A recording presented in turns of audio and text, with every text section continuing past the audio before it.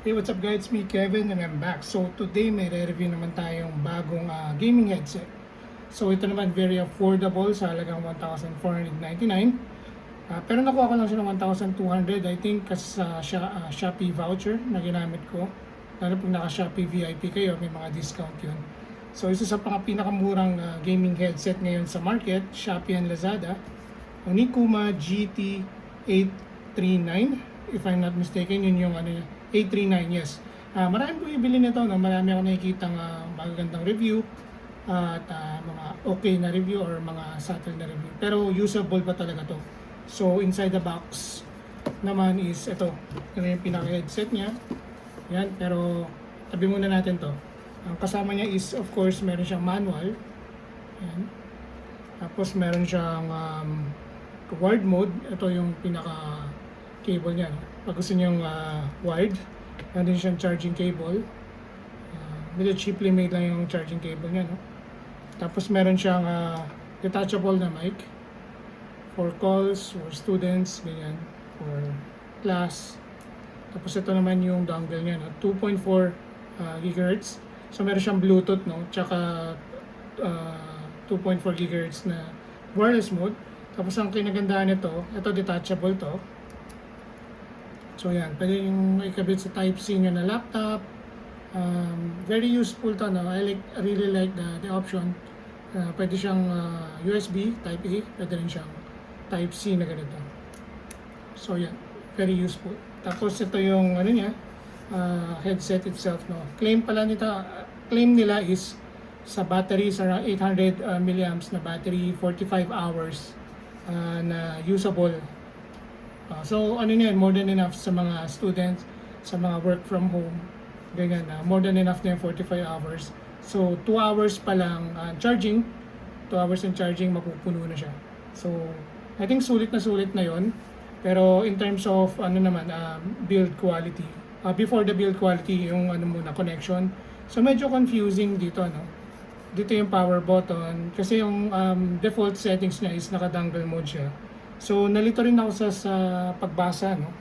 Dito sa manual kung paano siya gawing Bluetooth mode. So ang gagawin nyo pala, pag on nyo, hold nyo to, tapos i-hold nyo yung mic for around 3 seconds, tapos maririnig nyo magsasalita Bluetooth mode. Yan. So medyo nalito lang ako doon. So hindi clear yung instruction. Tapos ito naman sa baba yung charging port here. Tapos meron siyang dito nyo ikakabit yung mic.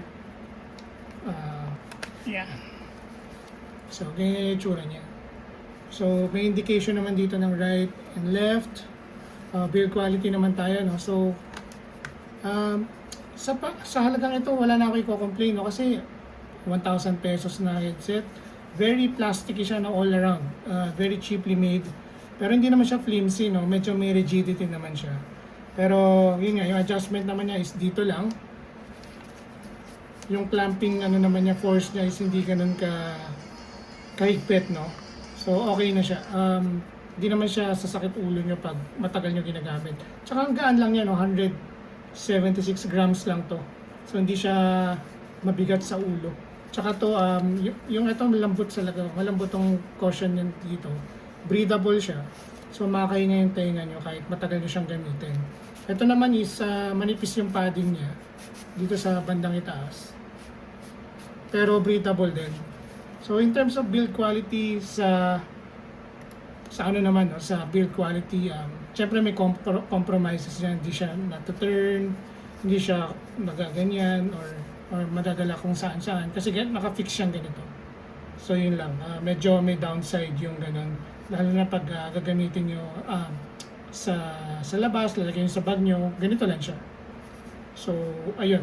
Sa gaming naman, okay naman siya, no? So hindi siya surround sound. Nagamit ko na siya for a bit. So basic lang talaga siya. Sa mga gaming shop siguro ito yung ginagamit nila na mga headset doon. Pero marinig mo naman yung footsteps, no? Kunwari nag-CSGO kayo. Pero syempre hindi yung umiikot, yung nasa likod nyo, nasa harap nyo, or nasa gilid. So hindi siya ganun ka-immersive. Pero pwede na. Pero kung casual gamer ka lang, o hindi ka naman competitive, more than enough na to. Siguro may 80-90% na mga gumagamit nito. estudyante, mga nag-work from home, mga sisimula pa lang, lalo na sa mga work from home na gusto ng... Actually, yung ano nito, yung mic nito maganda. I-check natin yan, ipaparinig ko sa inyo yung mic test. Actually, test na natin yung mic. Here we go. Okay, so ito yung mic test na, no? Ito yung actual na tunog niya. So, di pang streamer, no? So, pero malinaw for Discord or in-game chat, pwede na siya, no? So, for video calls or sa trabaho, malinaw naman siya. Though wala siya yung noise cancellation or whatever. Pero sa tahimik na environment, if you're may Zoom call kayo or Google Meet, pwedeng-pwede na 'to. So, malinis naman yung pag-pick up ng sound niya, no? So, wala naman akong complaint doon. So, thumbs up sa akin 'to, yung mic quality. So, if ever may comment kayo or hindi maganda sa pandinig nyo, comment down below. So, yan. Pag-usapan natin kung paano. So, yun naman, no? Tapos na tayo sa pinaka-importante, yung voice quality, yung overall build quality niya, yung kung paano siya gamitin. Pero don't expect too much dito sa sabi ko kanina, ito yung sa mga cheapest na okay. Marami mga mura dito pero this one, konting dagdag nyo na lang, mas okay yung makukuha nyo. For this one, hindi ako mapapaya i-recommend to sa mga taong naghahanap, lalo magsisimula pa lang, sa mga estudyante, sa mga gustong mag-start ng work from home, mga virtual assistant, ganyan, pwede na to. Ano nga pa yung pros and cons niya, no? So, pros muna tayo. Affordable, syempre, comfortable, magaan, tapos may Bluetooth na siya, tsaka wireless mode. Usable mic, maganda yung mic niya, no? Nagulat ako, maganda yung mic niya. For me lang naman yun, no? Opinion ko lang naman, no? So, worth it ba? Yung cons naman, weak bass, wala siyang bass sound stage niya, medyo malabnaw. Syempre, hindi naman ako nag-expect na magandang quality dito. Usable, average at best yung sound niya, no? So, build quality, yun din yun, very, very questionable din. Pero, hindi naman big deal sa akin, no? So, iset nyo na expectation nyo pag bumili kayo ng ganitong kamura na headset. May mga compromises talaga yan. Pero, for me, yung compromises na yun, okay na yun. 45 hours, tagal na nun. Tapos 2 hours charging lang siya, Type-C na siya. So, medyo confusing lang yung niya, no, yung settings niya, no. Pero I can move past it, no, dahil sa presyo naman niya. Pero kung naghanap talaga kayong budget, no, na iba pang option, may mga ipopost pa ako na next videos natin pa i-check din natin 'yan. So, 'yun. Hintayin niyo na lang 'yun. Ano pa ba? Kung tight budget ka talaga, kailangan mo ng headset, nagagana. Yes, sulit siya. Pero kung gusto mo ng mas premium feel, baka kailangan mo magdagdag ng budget, mga doble, mga 3,000, 5,000, gano'n. So, lalagay ko yung best price sa links, description kung saan ko siya nabili. No? I-check nyo na lang doon.